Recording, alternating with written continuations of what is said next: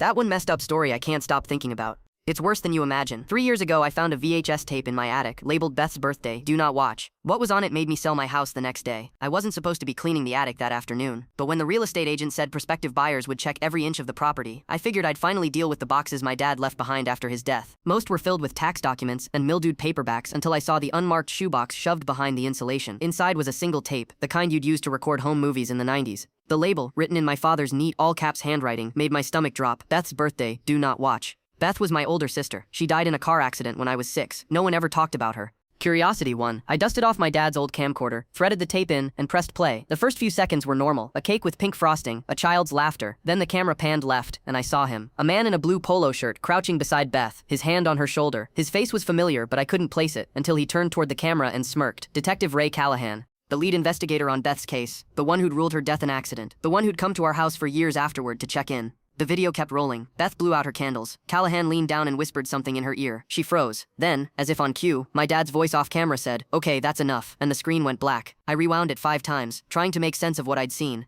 Why was Callahan at her birthday party? Why did my dad have this? And why the hell did he label it like a warning? That's when I noticed the sticky note stuck to the inside of the shoebox lid. 2 phone numbers. The first was my dad's old work cell. The second belonged to someone named M. Vasquez. A Google search told me Miguel Vasquez was a retired crime scene photographer, and the only other person who'd worked Beth's case besides Callahan. I called him. He answered on the 4th ring. When I mentioned Beth's name, he went silent for so long I thought the line had disconnected. Then he said, "Your father promised he'd destroy that tape." Turns out, Beth hadn't been killed in a car accident. She'd been found in a ditch, half a mile from our house. And the photo evidence? It showed tire marks leading away from her body as if she'd been dumped.